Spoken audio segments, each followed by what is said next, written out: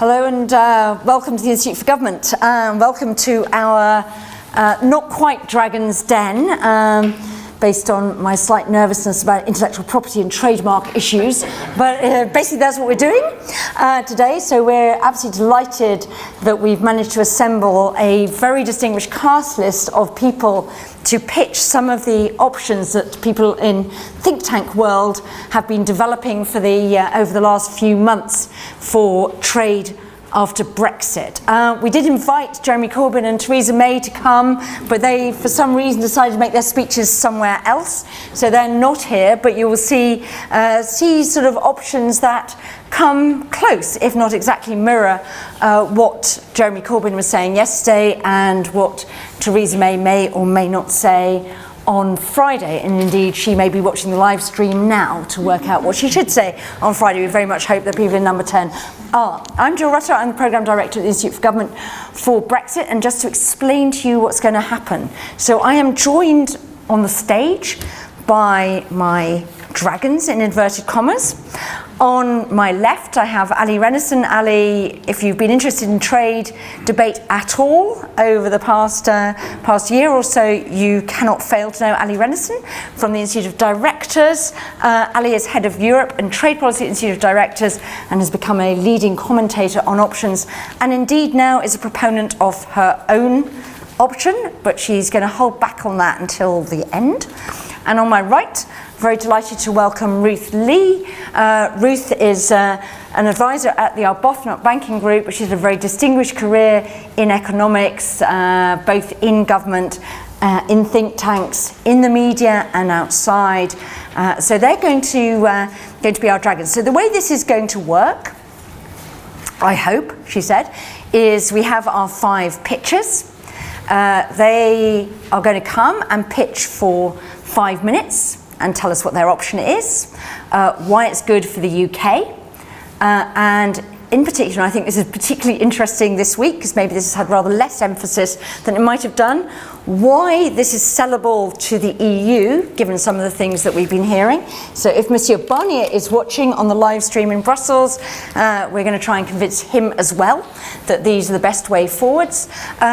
Our dragons are going to open up and ask a few very telling and searching questions, and then it's going to be over to you to ask your own questions. So do be thinking, and if anyone is in the overspill room, they'll have to duck their head around the corner. So we'll take a couple of questions on each of those options. We're going to give 15 minutes to each pitch, and then at the end, we're not asking you to vote, because for some of you that might be slightly career-ending.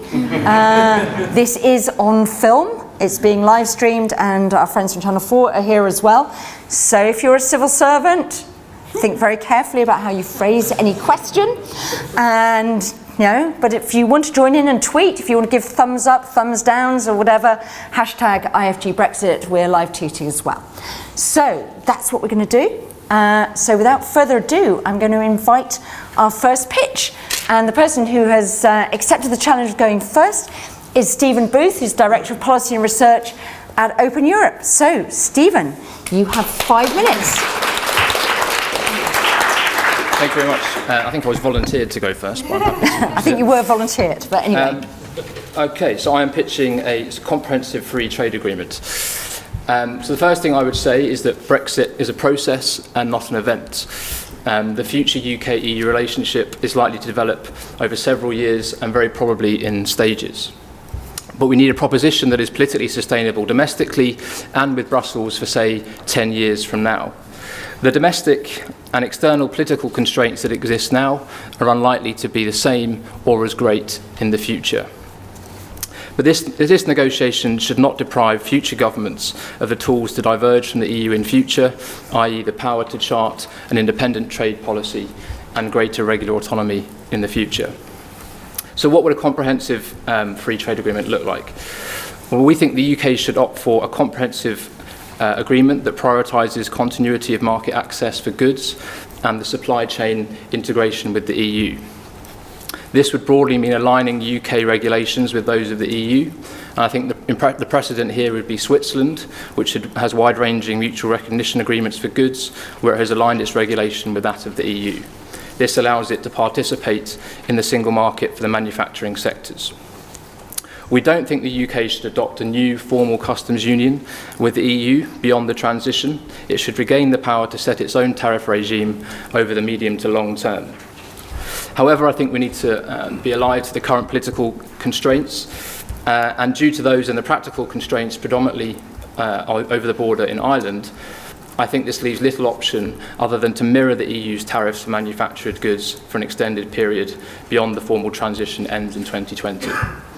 The alignment of regulations mirroring the EU's external tariff, adopting what the EU's customs code and rules of origin would overcome much of the potential border friction post-Brexit.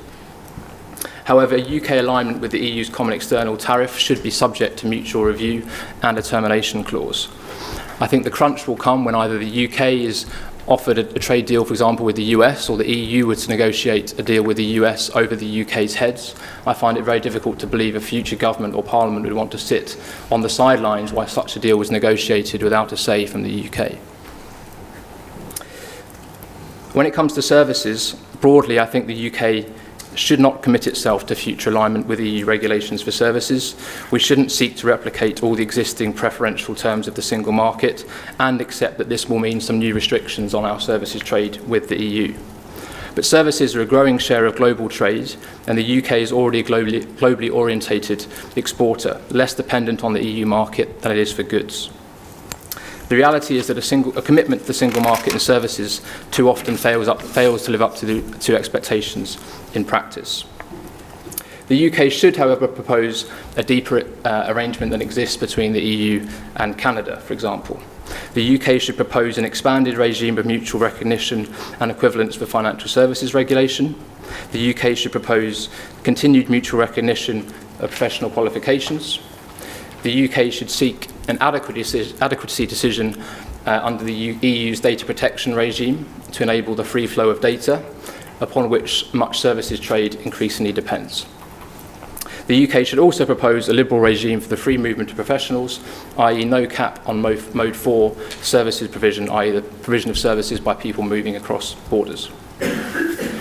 The advantages of freedom from EU rules on services are clearer than for goods.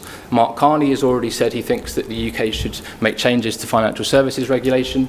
Philip Hammond has called for regulatory innovation in the digital technologies of the future. Neither would be possible as a rule taker from Brussels. And I think it's also worth bearing in mind that the more the UK asks from the EU, the more Brussels will understandably ask for in return. The EU will want the UK to follow future rules governing the so-called level playing field in many other areas such as employment law and the environment. I think this would be politically unacceptable and unsustainable for the UK over the medium term. Instead, the UK should commit itself to maintaining existing standards on employment protection and equivalence of outcomes for the environment, but with the freedom to set its own rules in the future based on wider international commitments. Ultimately, the post-Brexit UK-EU relationship will be dynamic, as both parties will evolve over time. The UK will always have the right to disregard EU regulations in the future and bear the consequences, even in the areas where it seeks alignment at the outset. The question is what happens to the overall relationship when the UK or the EU opts to diverge significantly from the status quo. There is only so much divergence that any dispute mechanism now, negotiated now, can take.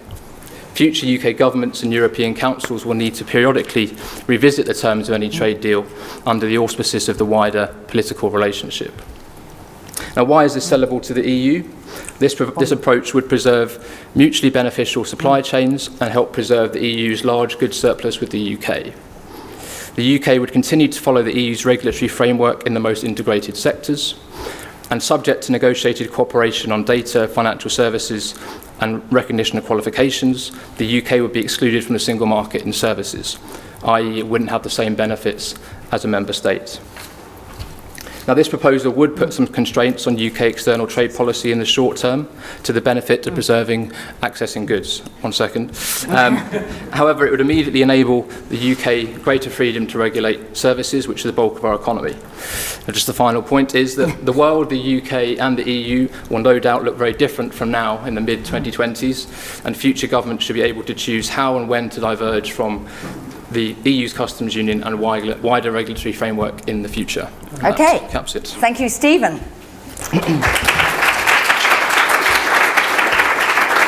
So, questions, comments? Ali, Right. questions? So, Okay. Shall I take them a couple at a time or one by one?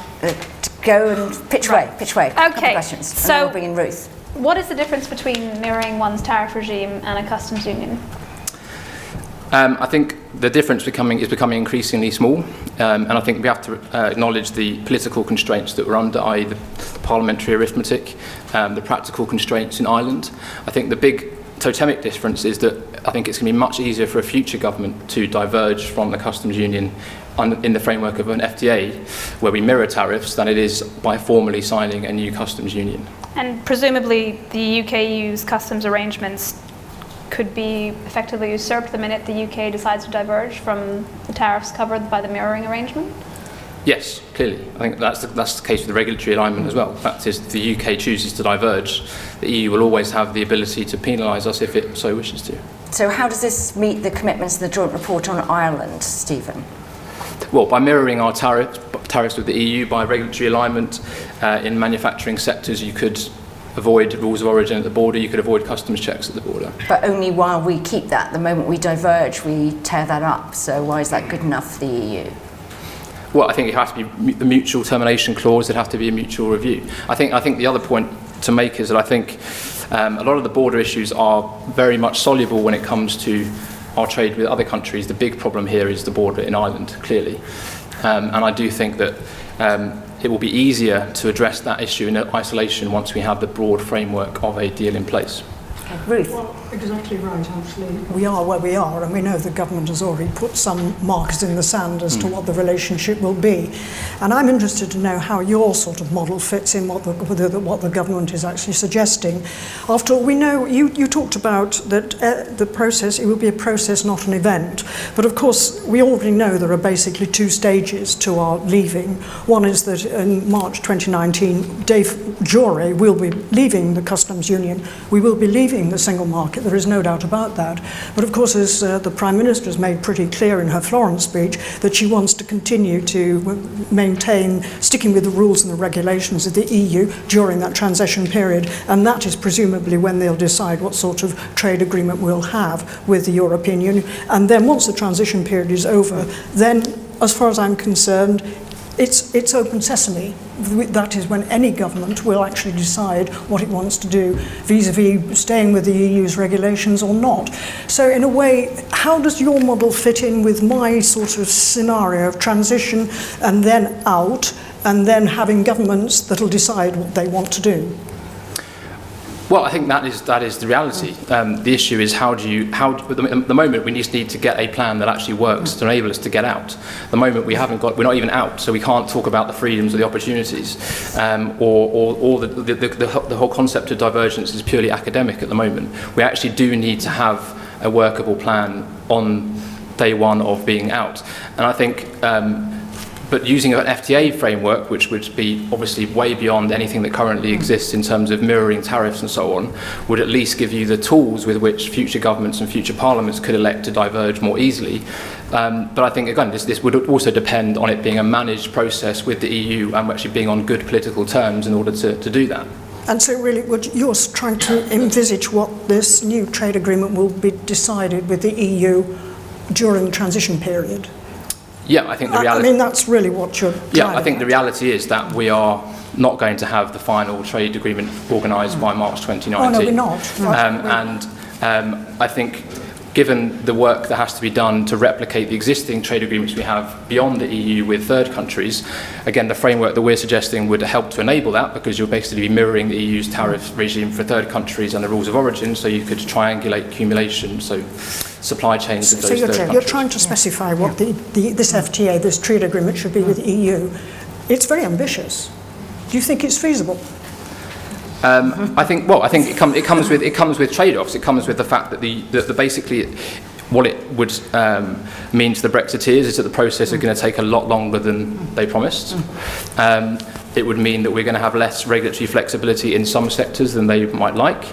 But in other sectors, such as services, we are going to have more flexibility. That's going to come with some costs, but I think the UK actually can adapt to those costs much easier on services than it can in goods. And I think the opportunities for divergence, and the fact is we export 48% of our goods to the EU, only 37% of our services, and the services to the rest of the world are rapidly increasing. Okay. So I think that's the kind of area where we need to be have more flexibility, and this proposal would enable that very early on in the process. Let's take a couple of questions in the audience. Anyone in the audience got a quick question?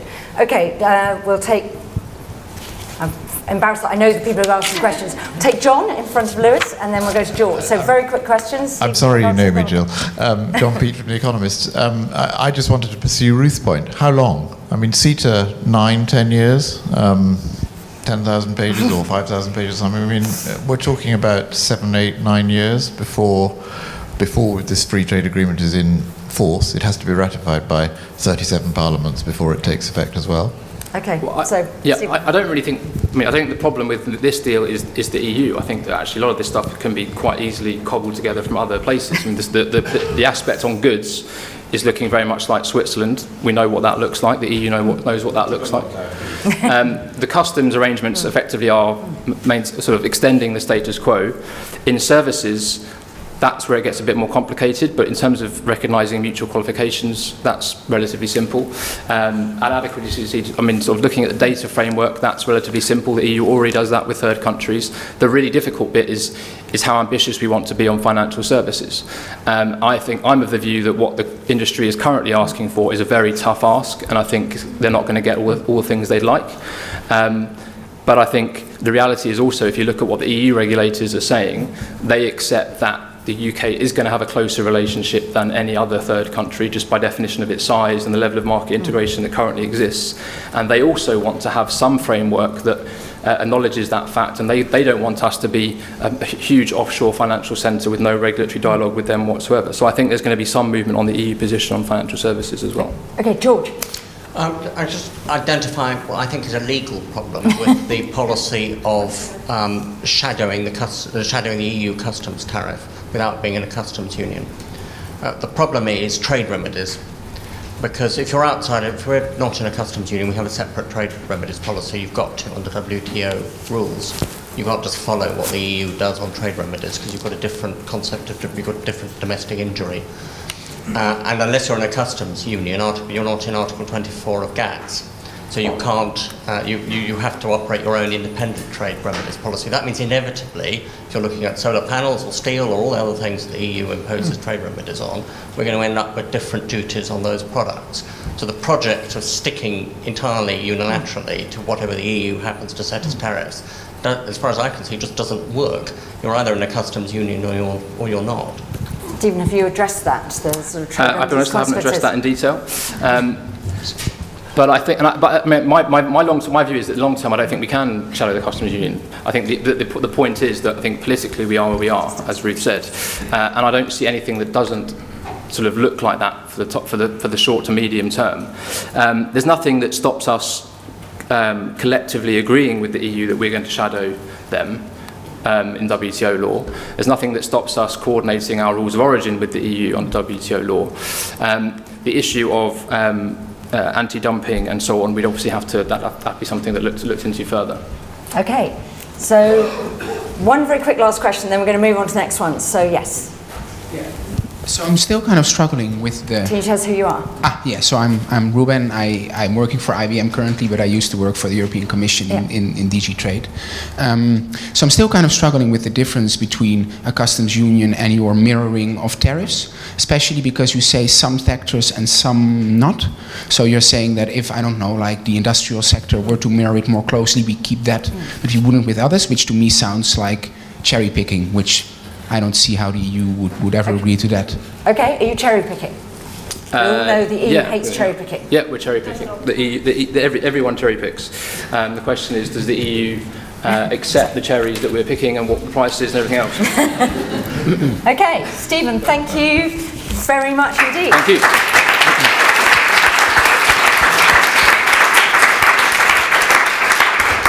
Okay, so we've heard the vision for a comprehensive free trade agreement, where we sort of gradually take apart and maybe take quite a long time to get towards an end state.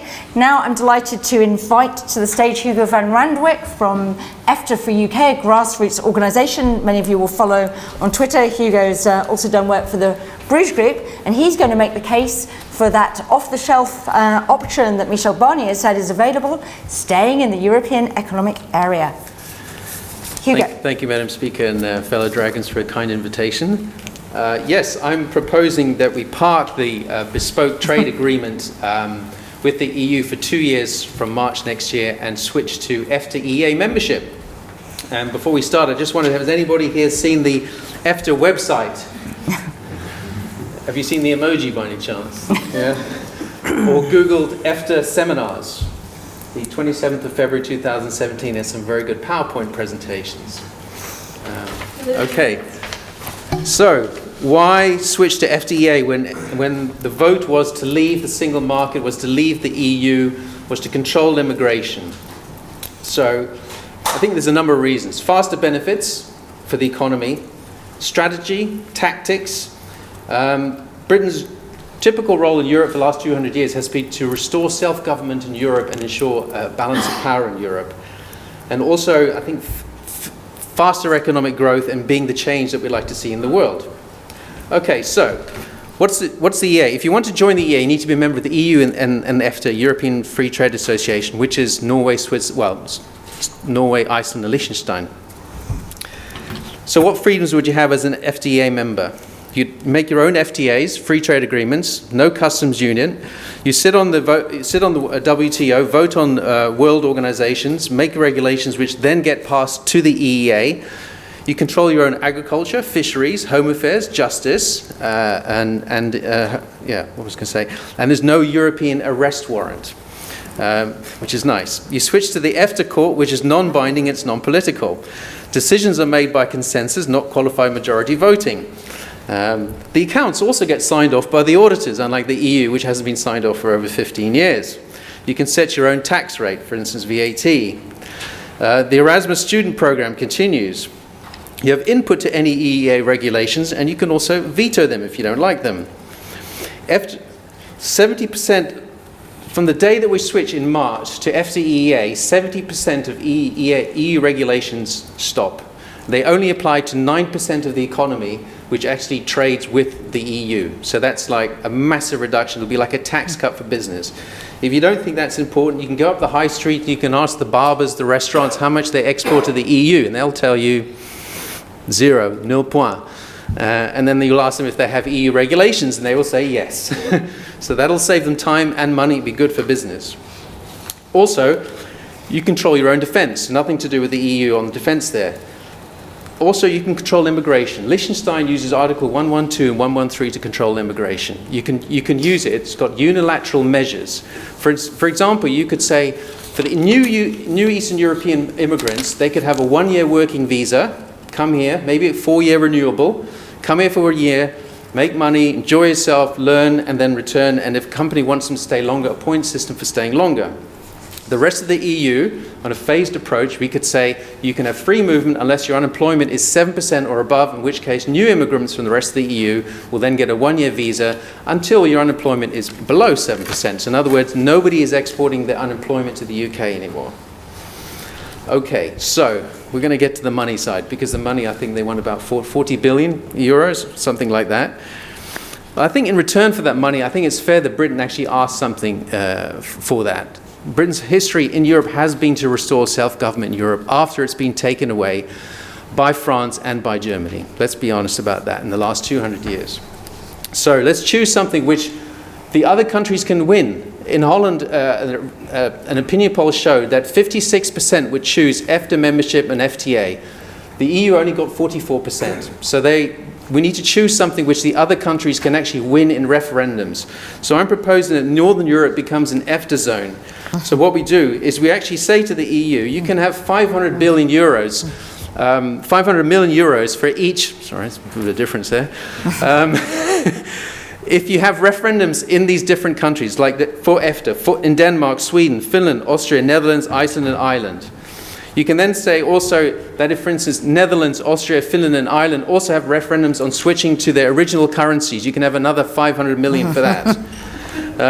You can say to countries like Greece, Portugal, Spain and Italy, you can have another 500 million if you have referendums, if you restore your own currency, right? And you can say, if you want more money, you can even go even further. And so, well, I believe that, what we need to say is that if you want this all, you can have it within 1 year. You can have an extra 5 billion if the referendum is between the year after March. And if they really want more money, you can say, well, how about Bavaria having their own independence referendum, and also Eastern Germany? Actually, if you talk to people from those countries, you'd be amazed. Okay. So, what are the scenarios? Good wind up. We wind up. Okay. So I see what we can do is we need to have something in place, whatever happens in March next year. We need to have something like what Australia has, which is a mutual recognition of goods. That can take weeks to go through the other parliaments. The EEA could go through weeks through go months through the other parliaments.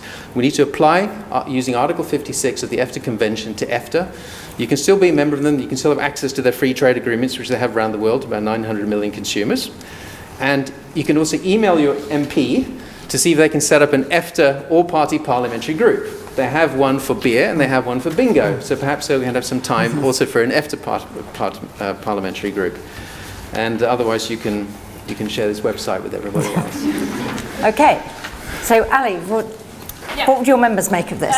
2 questions. Just want to be clear. This is EFTA EEA, not just EFTA. No, it's EFTA EEA for 2 years after March next year. So the EEA applies in the long term or not? No. Because what I'm thinking is Northern Europe, if they had the referendums, and we'll get a balance of power in Europe again, then once you change one thing, other things change, and then we'd have a bespoke deal with whatever is happening in the rest of Europe. So then, yeah. But if we don't get those referenda, then we'd stay in the EEA long term. No. Then after that, after 2 years, then we'd have the bespoke. So the thing is, I think we're rushing the bespoke deal right now. They normally take 7 to 10 years. So it makes much more sense to then say, look, let's get 70% of what we want now, which is going to be March next year. We get that. We can control immigration. Maybe not what you want, but we can. Okay. And then. Sorry. I'm going to leave this sort of long-term question, but even on a short-term basis, you mentioned the EFTA court being non-binding. Is that debate purely academic insofar as the EFTA court, by and large, follows the rulings of the ECJ? No, it does take it into consideration. No, it doesn't actually do exactly what it says, but it listens to what it's done. Right, okay. Yeah. And just briefly on financial services, again, this is going into the EEA question. How tenable, even for a few years, do you think the idea, given that Norway's most sensitive sectors are excluded from the EEA agreement, would it be to have financial services rules coming from Brussels without a formal vote? Or would you envisage a mechanism for further input? Okay. Particularly if the UK starts vetoing something like financial services legislation. Okay, I mean, the way it works in the FTA countries, when they get these regulations, what they first of all do is they have input, then they tell them when there's a vote how they would have voted.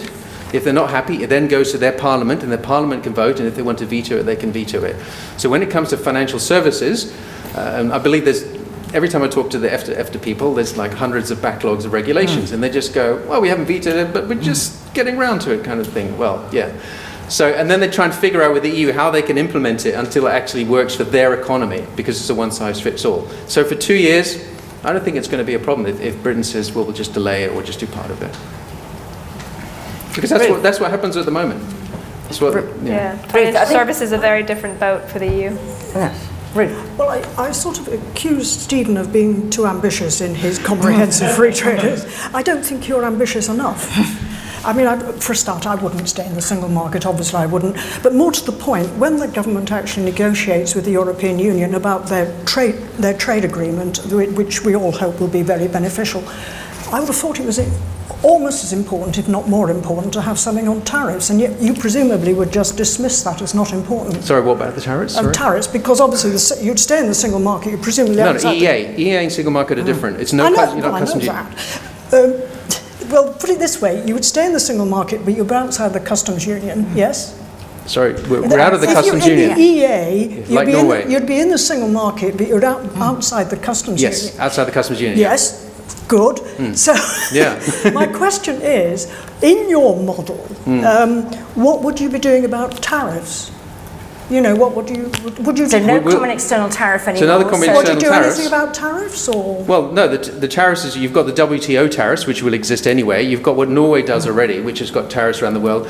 Norway already has, well, they've got preferential trade agreements with a lot of countries anyway, so that would just kick in. So what you're saying is that with this trade agreement that is going to be negotiated with the EU, you wouldn't have any special free trade agreement with the EU on tariffs? No, that would be the later stage. During the 2 years, That'd be a later stage. Yeah, so I'm saying park the bespoke. Let's go 70% now. Bird in the hand's worth two in the bush.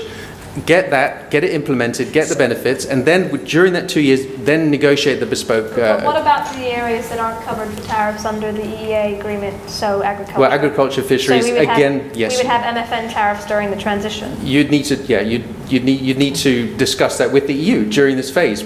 The thing is, this needs to be agreed by 27 parliaments, right? The EEA is the much easiest and fastest to get agreed. Do you know, I would question that, because the ECJ came out with an announcement last year, an adjudication last year, that for a pure trade agreement, it was actually a competence of the European Union Commission, of the EU.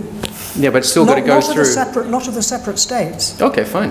Okay. It'll go even quicker it's then. important. It'll go even quicker then. But I'm not sure that's the It's case, relevant. because it actually, the articles It's I've relevant. written actually says something in the So EEA agreement says something different. I rest my case. I don't think you're ambitious enough. Okay, not ambitious enough. I think we probably don't have very many farmers in the room.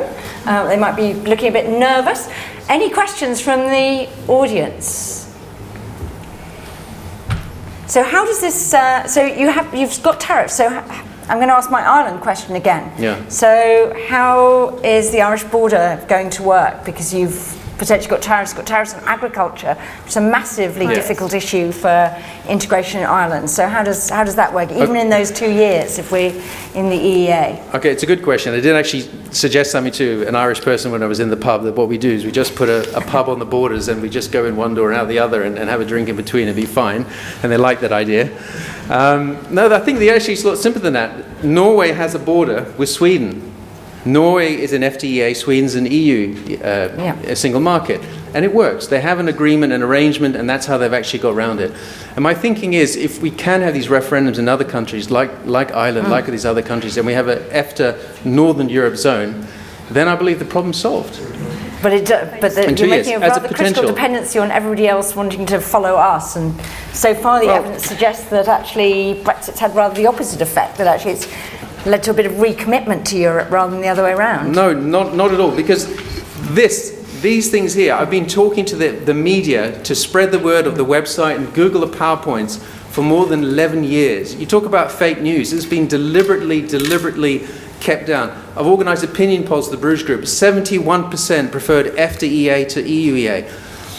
Also, if you look at the most recent one, it was the opinion poll was 61% preferred an FTA plus EFTA to the EU model. So if people know about this, they might say, well, let's just go for 70% now. Let's just go for it in March, and then we'll build on that from there on. Sorry. Okay. No, not even questions? Any final questions from... No? Any heckling? Okay. Steve, Sam's got it. So, no, we've got a question from here. So, Lewis. So, sorry. So, one of our future participants. So I came in late, so you might have addressed this. How will you deal with the fact that Norway... They don't say it publicly, but Norway does not want us in the EEA agreement. The EU does not want us in the EEA agreement because essentially it's a functional agreement that works, and if we were to go into it, we'd disrupt it. So where does that fit in your assessment? Is that only an issue because this is a temporary... Yeah, I mean, what you've got a number of options here. You can become an associate member of EFTA, and you become a full member of EFTA, so that's an option there.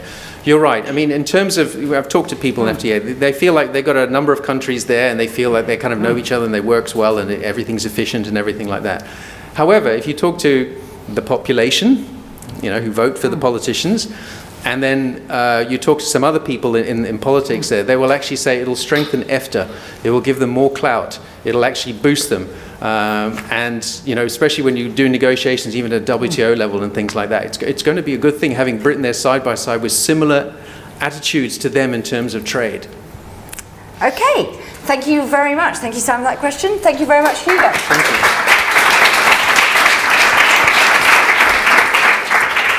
So now I'm absolutely delighted to welcome to the stage Victoria Hewson. Victoria is counsel to the Legatum Special Trade Commission, and I think as many of us know, Legatum has a lot of influence on government thinking. So Victoria is going to talk to us about the Legatum Autonomy model for future trade relations. Victoria. Thank you. So I'd like to start by making clear that this is not a model that's been dreamed up or devised by the Legatum Institute.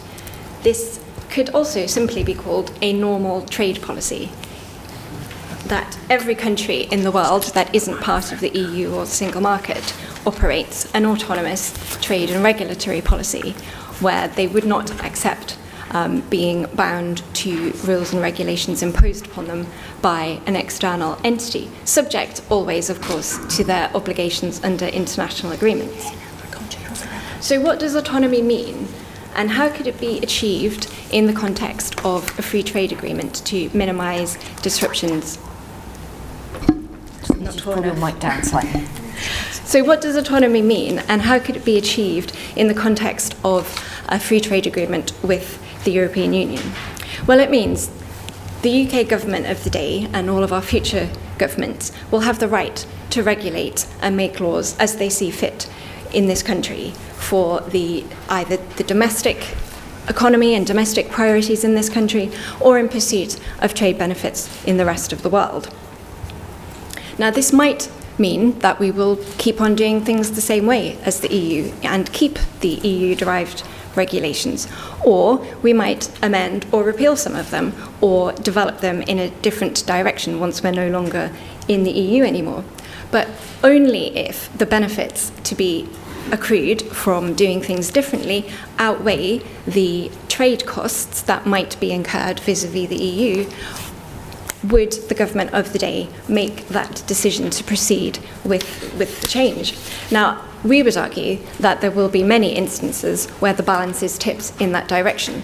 The direction of travel of EU regulation has been, in many instances, anti-competitive, anti-innovation, prescriptive and quite onerous, especially for smaller businesses. But this model is not prescribing a bonfire of red tape, and it's not a model for a mass programme of deregulation. It's a route to an open and liberalising trade and regulatory agenda to achieve better regulation that will support productivity and innovation and consumer welfare. So how could this be accommodated in this future hoped-for free trade agreement with the EU that will also deliver continued market access and high levels of mutual recognition of regulation? Well, we think mutual recognition is in fact a natural progression of the relationship for the UK and the EU, and it's different in scale, but not in principle from the other free trade agreements that the EU has, and also from its commitments under WTO rules. WTO rules encourage, and even in some instances compel, mutual recognition of equivalent regulation. All modern advanced FTAs include chapters on regulatory coherence and regulatory cooperation, which are aimed at developing the respective jurisdictions towards the position of compatible regulations. They often include, in particular, mutual recognition of conformity assessment so that goods can be checked in their country of origin. The EU trade agreement with Canada, the CETA deal, includes quite wide-ranging provision for mutual recognition of conformity assessment across a wide range of sectors. But this needn't be restricted only to conformity assessment. There is also precedent for recognition by the EU of substantive regulation. For example, there is a mutual recognition agreement with New Zealand in respect of the sanitary measures in respect of meat and animal products. So this could be based on compatibility rather than line-by-line harmonisation. This model is ambitious, But we would argue it's a logical progression of WTO rules and free trade agreements that the EU is already committed to. It's an opportunity to both respect the outcome of the referendum, embrace the opportunity to pursue regulations to improve competition, innovation and consumer welfare, and take a significant step in progressing how countries who are sovereign territories with different but compatible regulations can really progress on smooth and efficient trade between them and tackling the famous behind-the-border barriers. Thank you. Thank you, Victoria.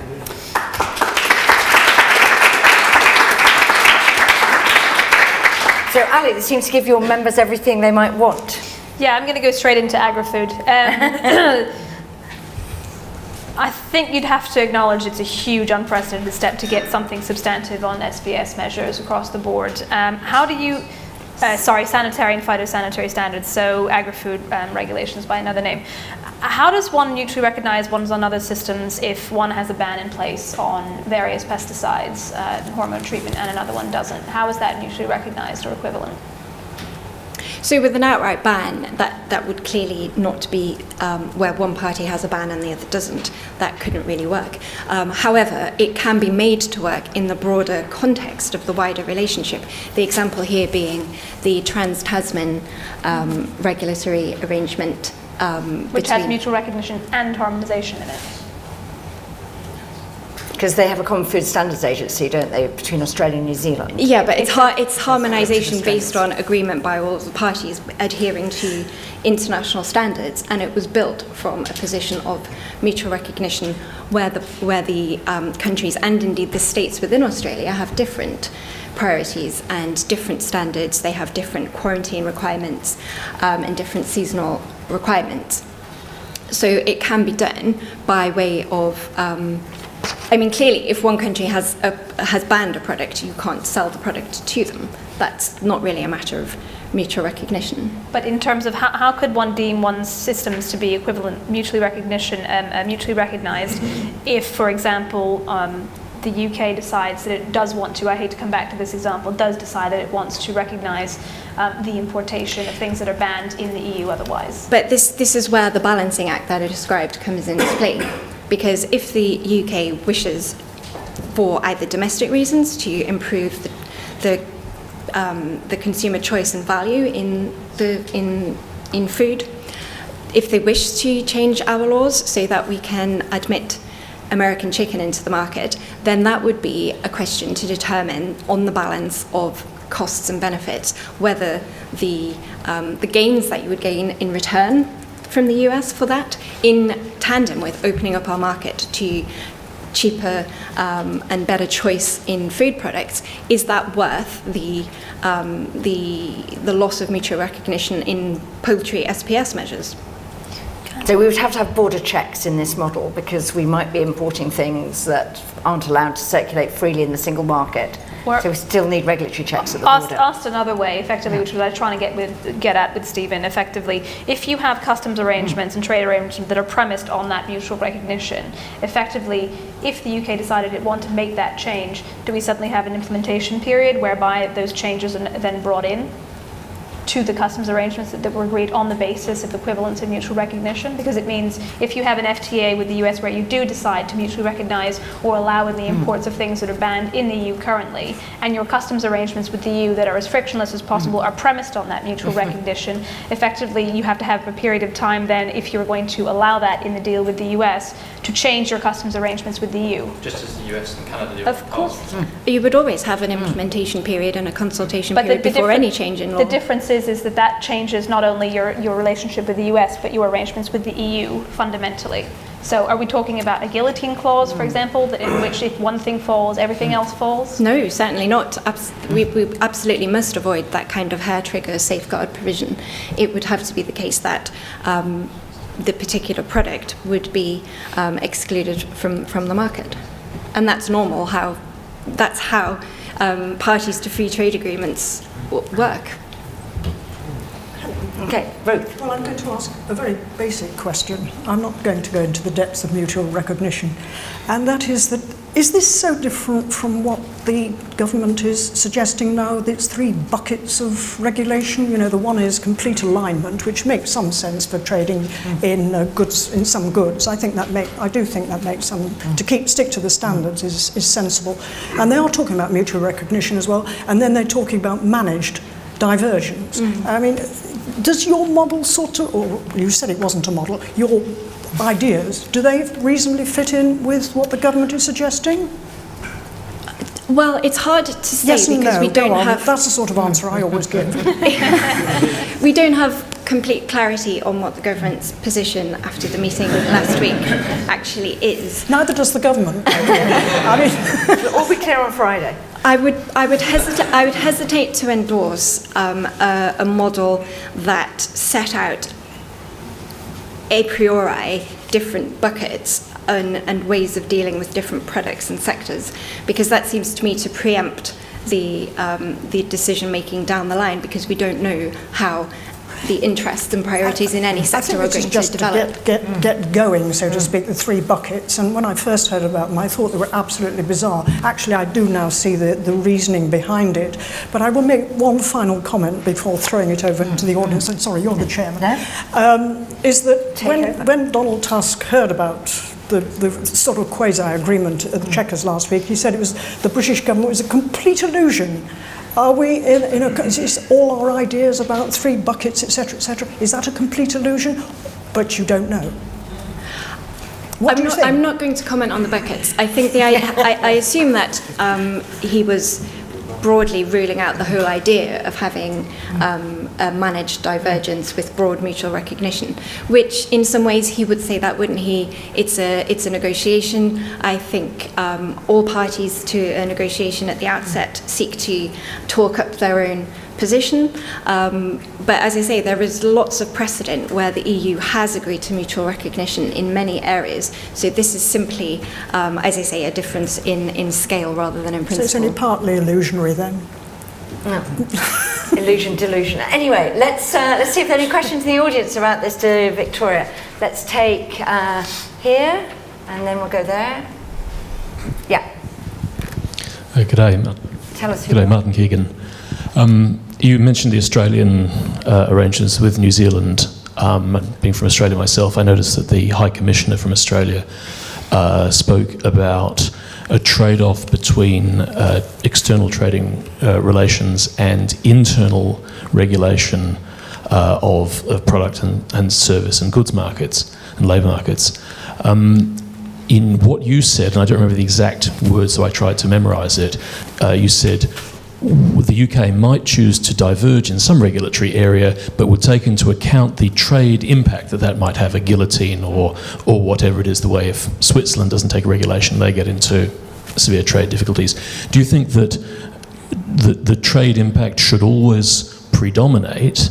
And how would you weigh it up? Do you think that the trade should always wag the dog of internal regulation, or do you think that sometimes we should say, well, we are going to take a hit with trade here because we can regulate more efficiently internally?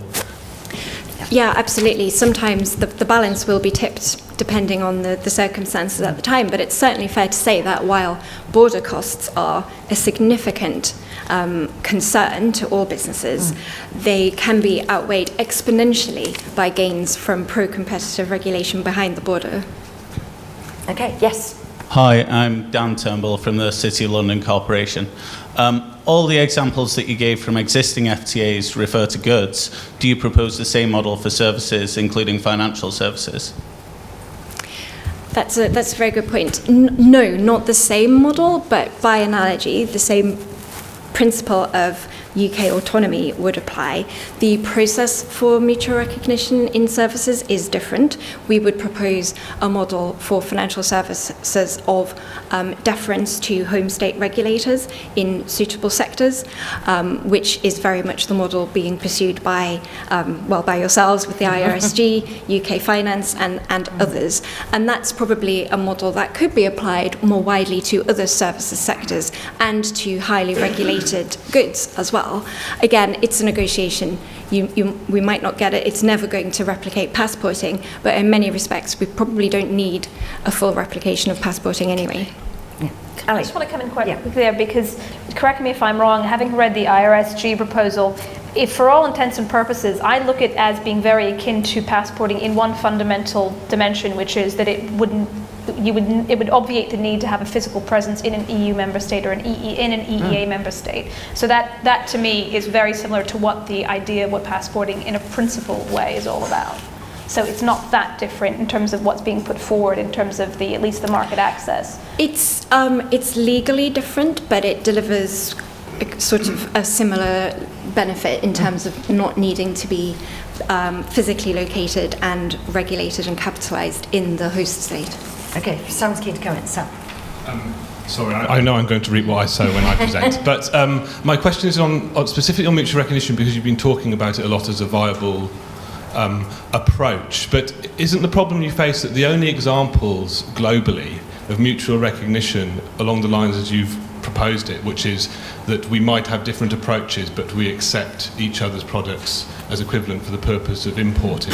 The only two areas where that has worked is within the EU and in the New Zealand, Australia, Tasman mutual recognition agreement, and both come with shared institutions, both eventually led towards harmonisation because it didn't work, and both pushed towards a single market. The New Zealand, Australia can be seen as an embryotic version of the single market. And the examples you gave of the EU as precedents are all mutual recognitions of conformity assessment, and the EU-New Zealand agreement isn't actually a mutual recognition agreement, it's an exchange of letters where they identify areas where equivalence could be appropriate.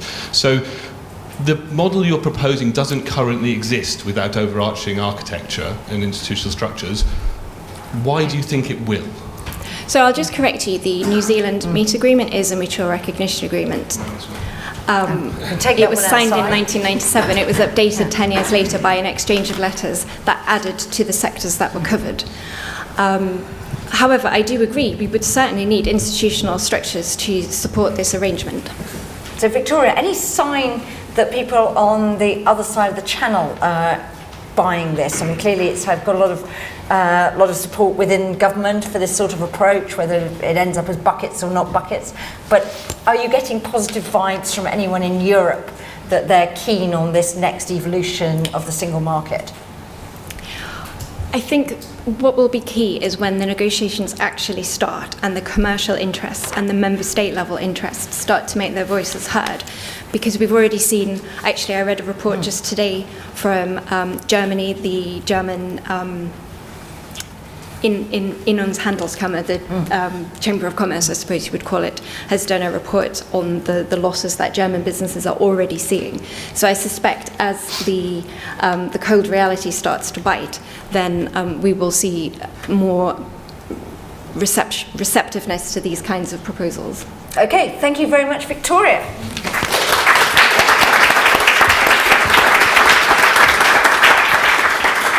And now with another take on potentially something that looks a bit like buckets, but not quite. We've got Tom Kibasi, who's the Director of the Institute for Public Policy Research, to pitch somewhere a sort of fusion of Jeremy Corbyn and Theresa May, maybe, the idea for a shared market.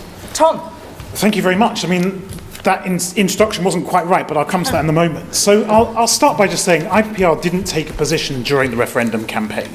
I personally supported Remain because I thought it was in the best interests of the country, and I stand by that position. In my mind, Brexit is a movement that has largely been led by the ageing sons of eminent fathers who and is perhaps best understood as a psychological condition rather than a political position. But above being a pro-European, I am a Democrat, and for that reason, I don't think you can have a plebiscitary moment and ignore it. And so the position that we've been working towards is one that represents the 70% of people who say we should honour the referendum result without wrecking the economy. So it's not a position that works for the 15% who want to stay in the EU under all circumstances. It doesn't work for the 15% who want to crash out in a hard Brexit. It works for the 70% in between. Now, it's imperfect, and this process of interrogation this evening will probably expose that. But it is imperfect, but it is the least worst option in our view. And it's the least worst because in our view, the challenges of the 21st century are going to be solved by collaborating more with our neighbours, not less. So the proposal really comes down to two pillars. And all of our proposals are actually built on precedent, so already exist in parts of agreements with the EU. So pillar one is regulatory alignment of the UK and the single market. Now what we say is that you've got to allow for the possibility of divergence over time, the possibility, but your objective should be convergence. So not managed divergence, but the objective of convergence, but allowing for the possibility of divergence. And the reason that's really important is to answer the demand of Leave voters for sovereignty. And so we think that the option of the EEA is insufficient because we think that doesn't honour the push for sovereignty. But we're really, really clear the objective is convergence, not divergence. The second part of the proposal is then a new and comprehensive customs union with the European Union. We understand there are complexities in that. It actually involves a parallel approach to trade. It's not as straightforward as simply saying you can have a customs union. It's all simple. So it is quite a complicated arrangement that would need to be put in place. We think that those two pillars need to be built on a new UK supervision authority, a UK Court of Justice, and a compromise on free movement of people. So when we look at the evidence, what we find is even Leave supporters understand that you won't simply pull up the drawbridge. Actually, there is much more room for compromise. The EU has compromised in the past with Switzerland, with Liechtenstein, and with Ukraine.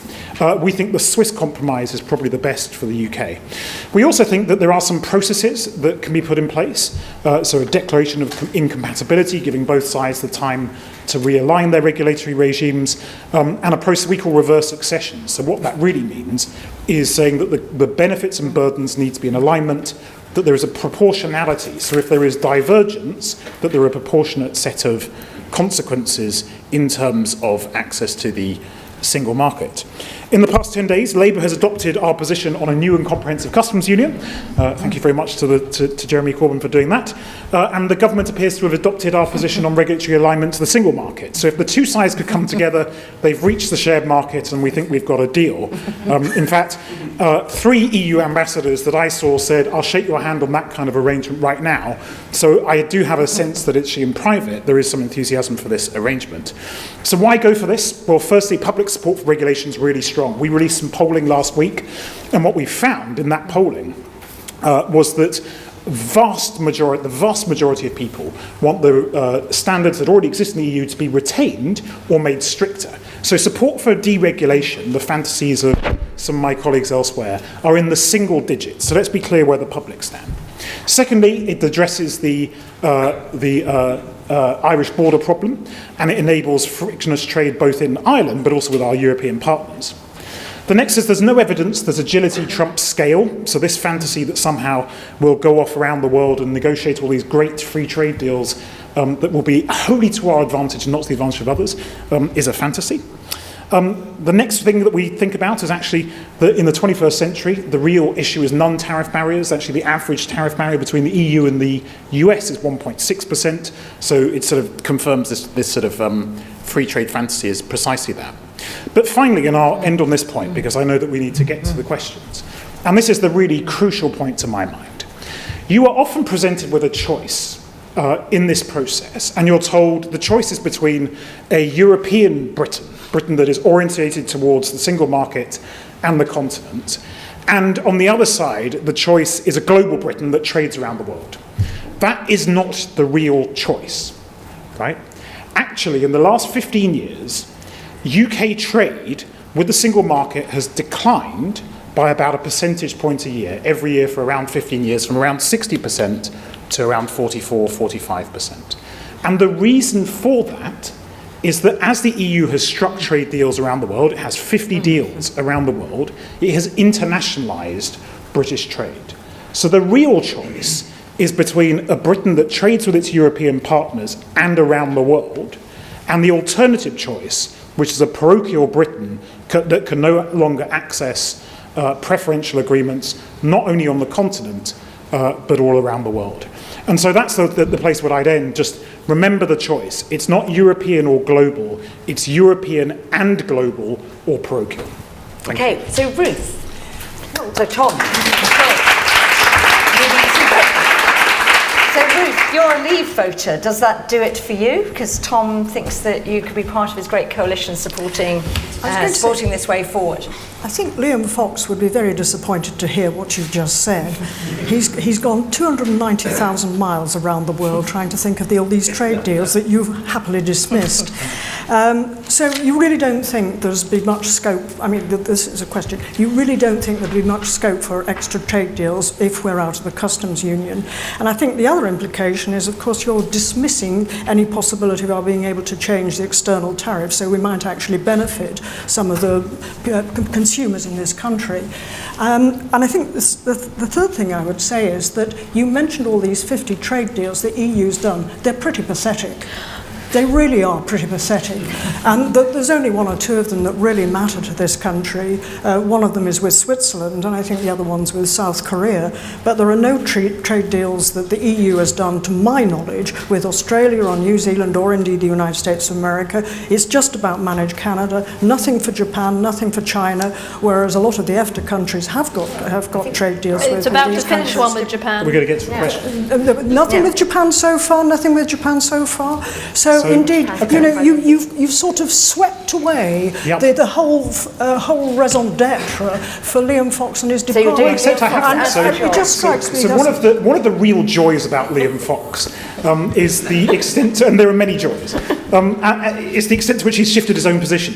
So Liam Fox in 2012 gave a wonderful speech to the Taxpayers Alliance, and Liam Fox set out very clearly and articulately why it was really important that Britain left the EU, but remained in a customs union with the European Union and remained in the single market. So Liam Fox today happens to not agree, but Liam Fox yesterday might have agreed. Forget what he said then. I'll get there. Forget what he said then. What's he saying now? Sure, he's saying now that it is very important to do these trade deals. So are you just dismissing what he's saying now? Yes. Or indeed yes, dismissing? I'm absolutely dismissing what he's saying. Liam Fox has a really important. Liam Fox has a terrifically important role to play. He's a trained GP. I think he has a contribution to the public realm that could be dealing with our long waiting times and waiting lists in the NHS. And I think that's probably where his skills and talents are best deployed. I will defend Liam Fox. We share a birthday. But joking apart, I think for you to simply dismiss all these possibilities of new trade deals is, what should we say, bold. Okay. Well, let me answer that. Right. I think the crucial point in this, right? There's some recent analysis that shows that even if we struck these kind of deals with the BRICS and the Anglosphere, you might get an uplift in trade of around 5%. If we have restrictions on access to the single market, we're looking at a reduction in 20%. And the reason for that is that 90%. Well, can I finish my point, please, Ruth? 90% of our economy is services. And we know that for services are fundamentally a people business. Services are fundamentally a people business that rely on relationships. The reason I know that is that Liam Fox may have travelled 283,000 miles. I checked before I came here. In the last 10 years, I've travelled 1 million miles around the world working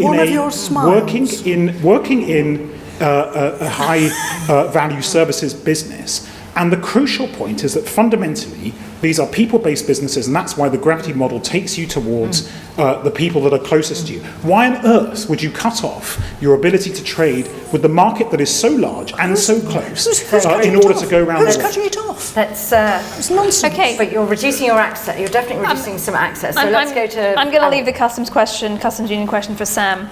On the trade policy dimension. On the alignment for the shared market on goods and services, or just goods and services. So there is a question in there about financial services, but I'll come back to it in a minute. Yeah.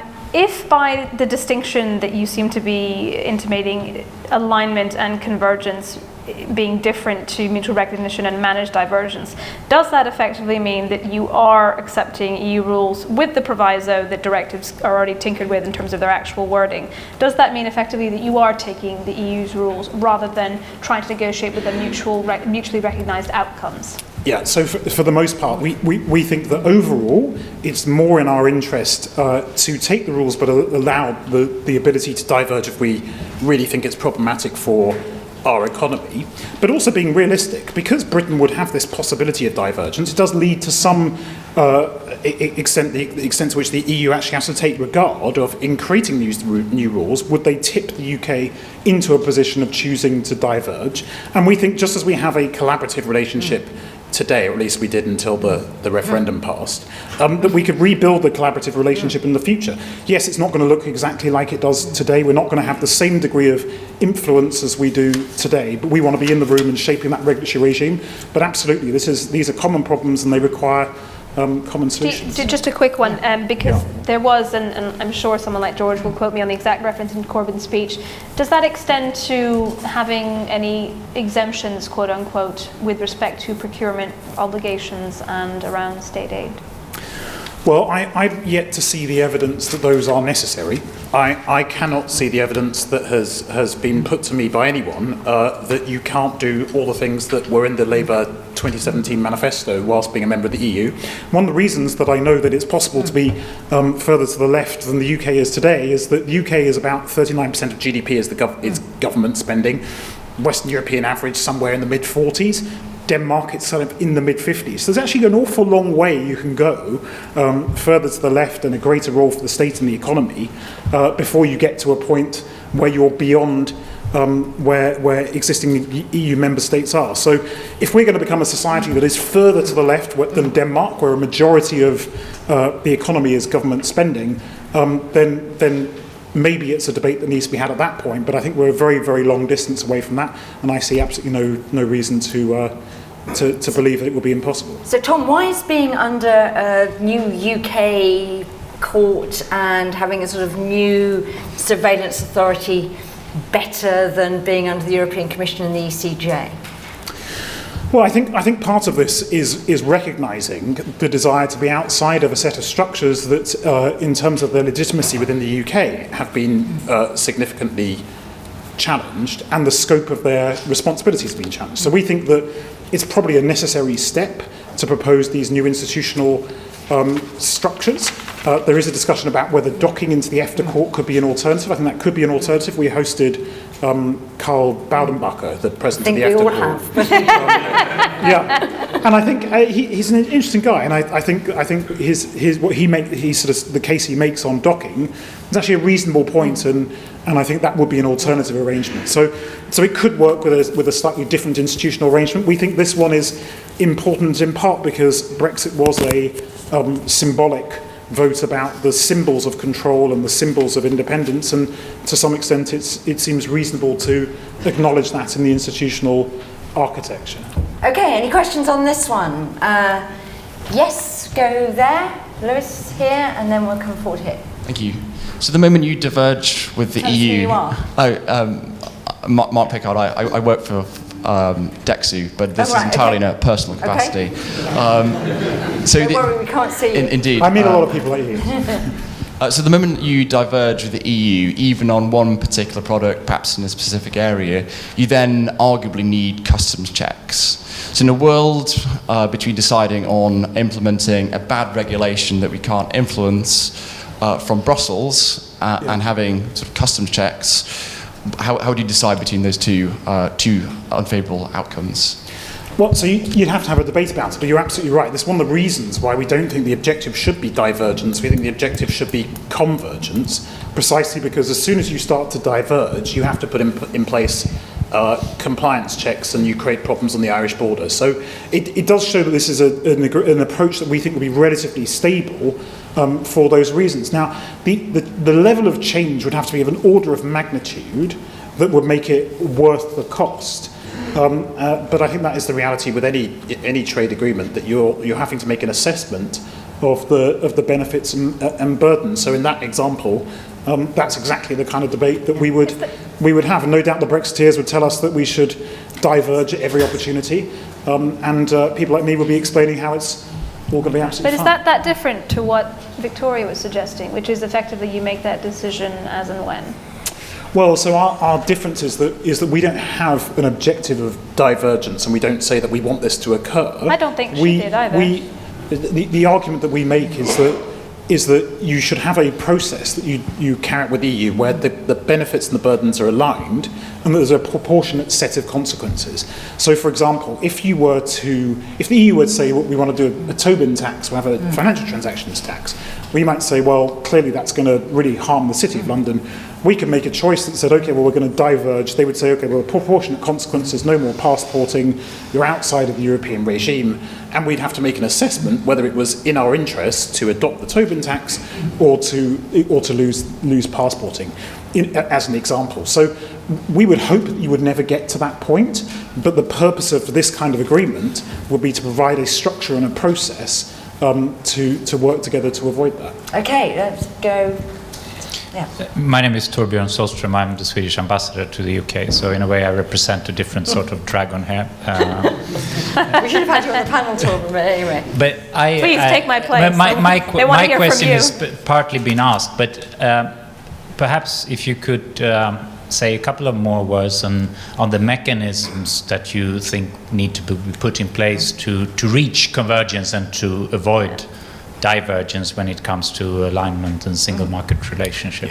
Can I just add, I'm particularly interested in how you assess what a proportionate loss of access is for a divergence. Who does that and how does that happen? Yeah, so maybe I should take that point first. So, as I said before, the proposal that we've put together is based on precedents. One of the precedents that we've taken is the DCFTA with Ukraine. And the way that operates is that as Ukraine aligns its regulatory regime to the single market, it progressively unlocks the single market. So what we're saying is that we think, in terms of the proportionality, you could have effectively a process of reverse succession, where if the UK diverged, it would be progressively locked out of the single market. So you would mirror the same process with Ukraine in this agreement, and that's why we call it reverse succession rather than accession, in order to determine the level of proportionality. We think you need independent supervision, so the constitution of our UK supervision authority would be international for precisely that reason, because we don't think you can. So international, non-EU, non-UK. So it's about Canadians, basically. It would be comprised of probably, but we're sort of open-minded about this. Probably some UK, some EU, and maybe some EFTA states to make sure no one had an absolute majority. The ECJ would have to recognise its authority, which has been an issue in the past with. Well, but there are different questions about. Yeah. So this would only have authority within the UK, so it wouldn't have it within the EU, where there would be the ECJ. And then you'd have the UK Court of Justice in order to make decisions in a similar way. So you've got some independent oversight and scrutiny and independent decisions. Then what we'd say is that you want the agreement to be dynamic. So one of the big concerns that the EU has is a static agreement like there is with Switzerland, which becomes extremely complicated. And so the proposal was that it would be dynamic. And so as either side moved its regulatory regime, it's also possible that you could have regulatory innovation here, where actually the EU said, fantastic move here, it's creating entrepreneurship and an improvement, and actually they chose to align with us. So you allow for that possibility. And then we say you'd have if there was a case where the regulations appeared to be out of line, you'd have a declaration of incompatibility. That would then give each side the chance to discuss that, assess it, see if there were remedies and resolutions that could be implemented, were there ways that you could adapt the approach in order to resolve it. If not, that would then trigger the proportionate set of consequences, which, as I say, we take from the DCFTA with Ukraine. Okay, we've got two questions I'm going to take very, very quickly, and quick answers from Tom, if you can. So just two people. Yeah, George, you wanted? Yeah, and then you two, and then we'll move on to Sam. Yes. A very short question. What do you think institutionally is the big difference between what you're proposing and the mechanisms of the EEA with its EFTA Court Surveillance Authority, and also possibility for action to be taken if the EEA3 don't accept a regulation which the EU regards as one that they should accept? Okay. Yeah, so in terms of the institutional similarities are very significant. That's absolutely true. I think, as Sam pointed out earlier, I think the EU the EEA states and the EU are relatively sceptical about disrupting an agreement that already works. So, in a sense, given just the scale of the UK, how it would dwarf other states in the EEA, and the sovereignty issues that I think it presents. We think that one of the costs you'd have to bear will be setting up these new institutional structures, just as they were set up for EFTA. And so, yeah, I mean, they look much more similar. And in a way, that's one of the precedents we use, is to look at those structures and say, actually, this could become part of the arrangement we propose. Final question to Tom.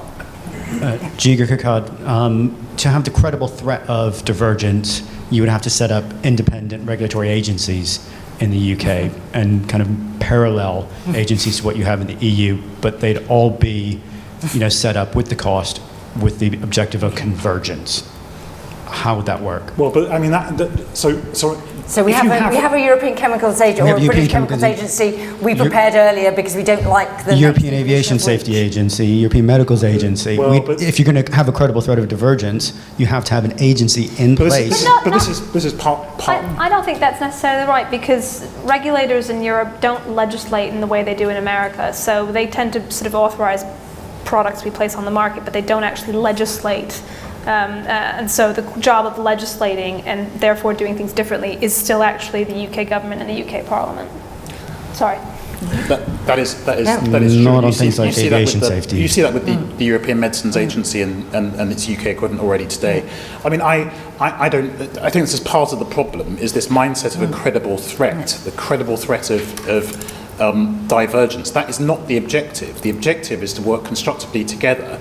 Now, one of the consequences of choosing to diverge would be you have to invest in a greater set of structures and administrative competencies, and precisely because you don't want to do that, it is one of the reasons that you would find the agreement would be relatively stable.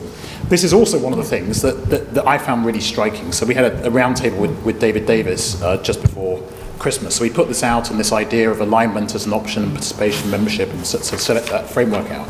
And what was so striking to me in that room with the sort of heads of 20 other think tanks was the extent to which really this was also just a group of people who wanted to do the meddling and the regulating themselves. It was really striking. It was this sort of slightly weird thing about wanting control. But when you sort of put them on the spot and said, okay, what regulations would you change? There was something about tobacco-free stuff, and there was like, well, some people liked the chemical regulations and some people didn't. But it was really just this impulse and desire to meddle from Whitehall. And it seems that a lot of this instinct has really come from our political class, who've just missed the pleasure of meddling and interfering in every aspect of the UK economy, and really want to get back to the joy of regulation, which is really bizarre given that the rhetoric is about deregulation, and in fact, perhaps the real motivation is the joy of regulation. Okay, well, that's a very interesting point to end. Thank you very much, Tom. And waiting super patiently is our final pitcher. Sam Lowe. Sam is a research fellow at the Centre for European Reform and founder of the UK Trade Forum, which if trade nerds of you are not a co-founder, I have to say, because the other co-founders are available, she said, looking nervously at the lawyers. So if you're a real trade nerd, that is like Trade Nerd Central, so do look at their website. But Sam, you have 5 minutes. Going to run this slightly over because there have been so many sort of interactions and questions. But Sam, go ahead. The Jersey option. Yes, thank you, Jill. I must say when I was asked to present this, I was quite nervous because I sort of have a long history of arguing with Ali, and this is sort of an institutionalised structure for her to put me on the spot. So, although I think we've agreed more than not in recent times, yes. One of the things I would say is that what I'm proposing is by no means better than what exists now. It's the obvious option for if things were to remain good, if you have that as your baseline, is just to stay in the EU. But working on the assumption that we're not, and that we're going to be poorer than we were we to remain, I came up with a proposal that I refer to as the Jersey option. More accurately, it should probably be called the Isle of Man option. But we're starting to run out of Crown dependencies. So Isle of Man's actually still free. Guernsey's been taken by George. And the way we approached this, so me initially, but then me and with my colleague John Springford, was to ask the question, A, would this work for the UK? B, would it resolve the Irish border? I think that's important. And C, would the EU go for it? And I didn't hear Stephen, so I'm not going to speak to his presentation. I think the answer to C for all of the proposals that have been put forward so far, perhaps except the EEA option, although I have some reservations about this, so would the EU go for it, is no. The answer to the question in regards to my option is perhaps. I'm not claiming it's much. It gets us much further. But essentially, what I'm proposing is that as Jersey, as is Jersey's relationship with the EU right now, we remain in the customs union or a customs union. I don't mind, as long as it's comprehensive and covers all goods, including agriculture. We also remain in the single market for goods, and this includes not just things that can get tested at the border, but behind the border measures that have implications for competitiveness. You can essentially get a list of those if you look in the EEA agreement, because they're written down there. And we also, and this is why it's more accurately should be referred to as the Isle of Man option, is we also remain in the EU's VAT area, because outside of that, VAT becomes a border issue. And this will, in regards to services, we get treated as per every other third country, so I'd be expecting an agreement similar to what Canada had, maybe an institutionalised structure to discuss equivalent rulings going forward. That's about it. This would probably require payments. It would require oversight and dispute resolution similar to sort of quasi-ECJ, so an EFTA surveillance mechanism for the goods side. And the big question is, would it require freedom of movement? And that's why I'm not sure if the EU would go for it, because what I'm describing is essentially Switzerland without all the multiple arrangements with a customs union. So, why would the UK go for this, to begin with? A, it removes all of the visible impacts of Brexit. There are no trucks lining up on the way to Dover. The Irish border remains as it is. Manufacturers can stay, supply chains remain intact, and as I've already mentioned, it does solve the Irish border issue. Also, why we might go for it, we would have the freedom to regulate our services sector as we see fit. We would also be able to strike trade deals covering services, data, IP, procurement and digital. So in Liam Fox language, the issues of the future. We'd still be able to do that. And there'd probably be a parliamentary majority for an agreement that looked like this. Why would the EU go for this? A, it solves Ireland. I'm going to keep reiterating that. B, there's discussion about whether you can actually carve off goods from the rest of the single market. But I think if you start from a basic level of a customs union, you've already done that. And once you've gone into a customs union, you've decided that actually you want to be bonded to each other in the area of goods, and that over time you want to take it forward so as to remove all barriers at the border, because a customs union in and of itself doesn't do that. If you are in the single market for goods, it would, and when you look at Turkey, that's essentially the direction of travel. It's being asked to transpose European legislation into its own, and that's where it would theoretically eventually end up, but it might take a long time. It also maintains pan-European supply chains. It still gives the UK a kicking, which is important because we'd be out for services, and it's still worse than EU membership, and it would still get some money, and it keeps the UK close to it in areas that matter. Then, as to whether the EU will go for it, the big question is freedom of movement. Would they require freedom of movement in such a relationship, or would they settle for a preferential migration scheme? And the answer to that is, I do not know, because no one's asked them yet. Okay, Sam, thank you very much. So, Ruth, is that enough of a job for Liam Fox to go and negotiate some services, digital and things like that, trade agreements, or do many of your objections to Tom's proposals still hold with Sam's ideas? Of course they do. There's nothing more to be said. Now, I think I'm not going to go in the details. I'm just going to make some general observations. I think the first thing, obviously, is that whatever you suggest is not feasible as far as the government is concerned. Theresa May has made it very clear that we're leaving the customs union and the single market. So as elegant as your exposition was, I'm trying to be flattering, by the way, as elegant as it was, I don't think it's relevant, to be quite frank with you. And the other thing I would say is, would it be compatible with the referendum? And people voted, when they voted back on the 23rd of June 2016, a night I shall never forget, they voted to leave the EU, but here you are saying we should stay in the customs. I'm saying we will have left the EU. I have satisfied the mandate of the referendum. I think that would be very questionable. So you've got the general gist that I don't quite agree with where you're going. I expected but I think on a more specific point, and I know we've sort of touched on Ireland quite a lot tonight without actually deciding what the border problem is. And as far as I am concerned, it's actually a bit of a mountain out of a molehill. I'm being slightly provocative here to get your reaction. But it does strike me that there's already... No reaction. He's a good actor, isn't he? But there is a border already between Ireland and Northern Ireland. It's for excise, and there are spot checks because of the excise, and it's currency, and of course on illegal immigration. If we're out of the customs union, there'd be another factor. And of course that's a customs border. But it could be electronic, could it not? I mean, you have the trusted trader scheme, and people do pre-declarations of their trade, and then the HMRC just basically waves things through. I mean, isn't the way the HMRC sees it? Okay, so Sam, we're all making too much of a fuss about Ireland.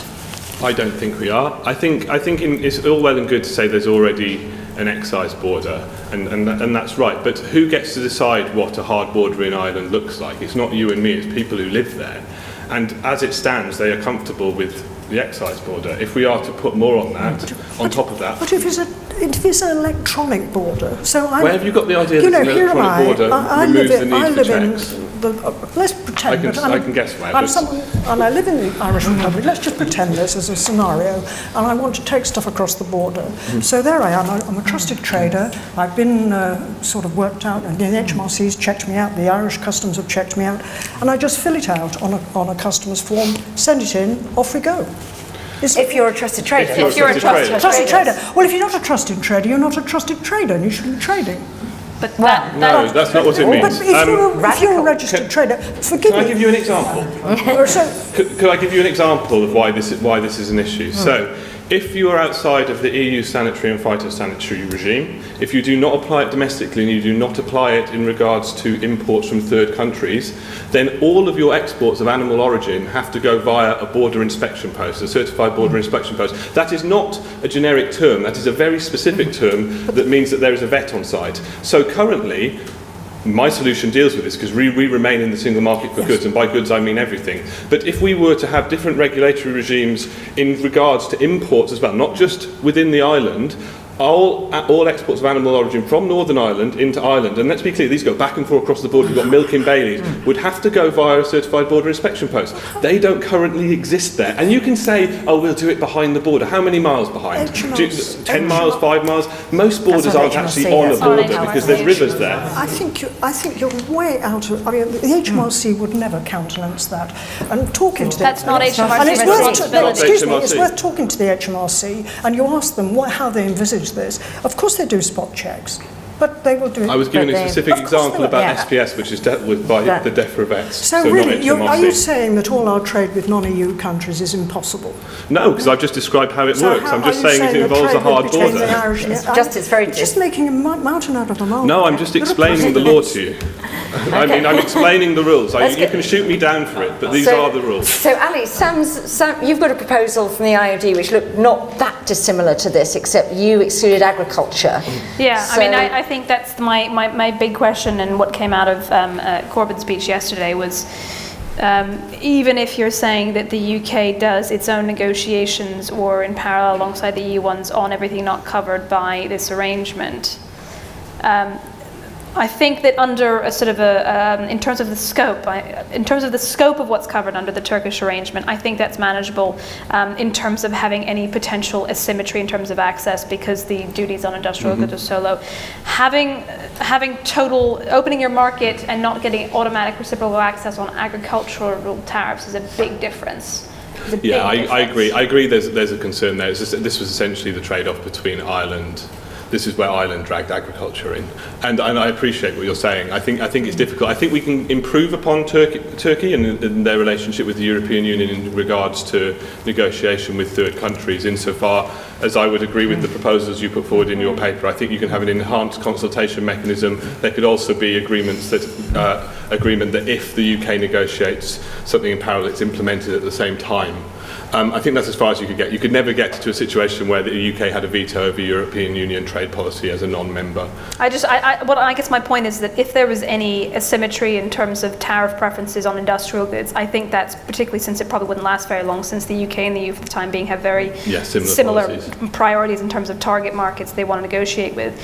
Agriculture, I think having any period of time under which you would have the UK's market open and not having reciprocal access, I think that you would get actually more issues on a pan sort of all-Ireland basis to that than you would just about the border, quite frankly. Potentially, they're very loud. As I said at the beginning of this, and I'm not disagreeing with you on this, including agriculture in this model was a trade-off that was essentially driven by that Irish border. And as I said, this still leaves us worse off than we would have been had we remained, and it still throws up issues. I could also identify quite a few other problems with this model, but I think it's resolvable. I don't think UK will have the same issues as Turkey. We are a bigger economy, and that does play a part. And we also have other levers we can pull internationally. Okay, any questions for Sam?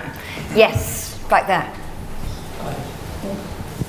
Hi, I'm Sam Gibbs. I'm from the government of Jersey. I nearly fell off the stage. Don't break the stage. Don't break the stage with I'm about to get shot down. No, it's very nice to hear your preration. I feel like I know you already because you're all over our press cards at the moment. Well, we learned something, which is put the name of a region or place or crown dependency in the title of your name, and you immediately get press coverage then. Well, we've tried that for years. Two things. I'm very grateful to you for clarifying that it's more of an Isle of Man option, because I'm having to wander around Parliament explaining that to other people. But also...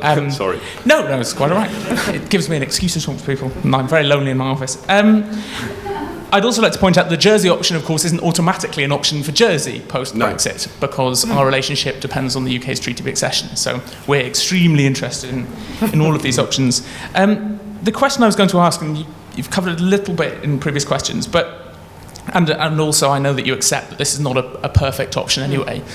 Jersey at the moment is, to all intents and purposes, a rule taker in the area of goods. We have the UK to represent our interests, but to all intents and purposes that is the case. We adopt EU regulation in this area automatically, and that matters less for us, basically because the volumes aren't massive. They're important sectors, and we want them to continue to have market access, principally for agriculture and fisheries products.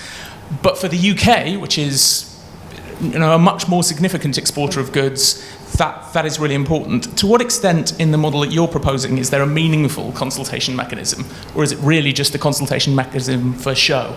The most you could hope for is what the EEA states have in regards to their consultation on goods. And yes, we would become a rule taker in that area. I would argue that we will remain a rule taker in that area even if we were to extricate ourselves, because the EU is going to remain our biggest market for goods by far, and I would imagine that we wouldn't diverge particularly far from the EU model, but because we've chosen to have the option, all of these border checks will have been imposed, and what's the point of that?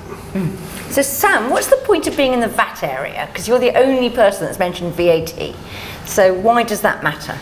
Because VAT is actually a border tax. So if you import something from, say, the US, in order for it to be released into your custody, you actually have to pay the VAT to HMRC before it's released into your custody. It might get dealt with now by FedEx, and you end up paying them. But that's the issue. So at the moment, essentially within the VAT, there's probably VAT lawyers in the room who will correct me. But it's essentially, if you're part of the VAT area and you're registered, it essentially gets double counted, and you just pay it on sale. But once we're outside of that, yeah, it becomes a border tax. It just becomes another border issue to deal with. And does that mean we have to be a rule taker on the VAT structures in the... Well, the issue is I don't know, because there's very few countries. I'm not even sure if it's possible to be in the EU VAT area if you're a non-EU member. So the only examples are the Isle of Man and I think Monaco. Is that right? So this is maybe an ambitious bit. I'm proposing ambition.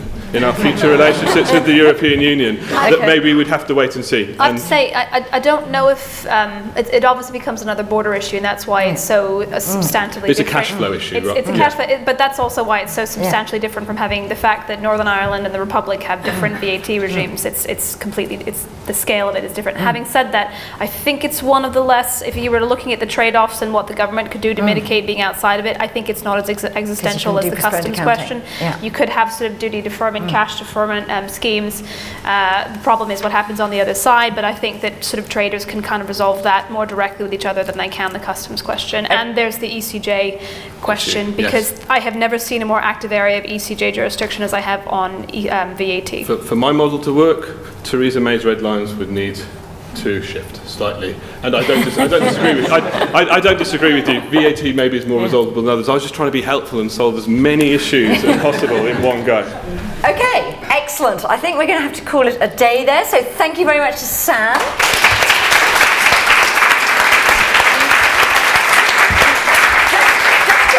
I'm just going to ask our two very excellent dragons who've been very engaged throughout, just to give them their sort of brief summary of having heard all that array of options. We've got other options. You've put forward your own options. Ali's put forward an IOD option. We've got the Jeremy Corbyn option. We've got the Theresa May option to come. What's your verdict about where we end up, Ruth? Quick two sentences. Mine's the Jeremy Corbyn option. No, it's not. I think it's been a fascinating evening, and I thank everybody for doing their presentations, I really do. But I know I've said this already tonight, we are where we are. And the fact is that we have said that Theresa May said we've leave the customs union, we'll leave the single market, so we have to move on from there. And we've been talking about the 3 buckets of regulation, etc., and that's where the government will want to go. But I think, to be realistic, we have to think by the end of this year, and as Barnier is forever telling us, the clock is ticking, he wants to have the transitional agreement agreed, and he also wants the future framework to be agreed. And I'm optimistic, I'm still optimistic, at the end of the day, pragmatism will out, and there will be some sort of agreement based on a free trade agreement, as you were saying, Stephen, tariff-free trade, and perhaps something on financial services based on regulatory equivalence. But the truth is, it's all up for grabs. Of course, it's all got to be negotiated by the EU and the UK, but I think providing they sort of approach the whole thing in a positive attitude, by the end of this year, we will have a very, very good idea as to what the future relationship will be with the European Union. And I personally hope it'll be a very friendly one. Okay, Ali. Final word. I hope that's the case. I think if you're looking at it from a business perspective, it's very difficult for me to tell our members to go and look at speeches and try and deduce what the change is going to be. And I would probably actually echo that for the framework. I don't know if it's going to be detailed enough to give people an idea of what changes they need to make and when. I was really struck actually, and I'm sure some of the people who spoke and pitched will disagree with this. I was struck by actually one of the narratives running through this is effectively we'll make the judgment call as and when. That's not a question for now that was running through a lot of the presentations. I think actually I've heard David Davis say something effectively similar. His job is to allow to secure the freedoms, not to make the decisions about when to actually diverge. So I think that's actually maybe quite a unifying sort of statement. I still think that poses big issues for, well, what do you have? What happens the minute that you diverge?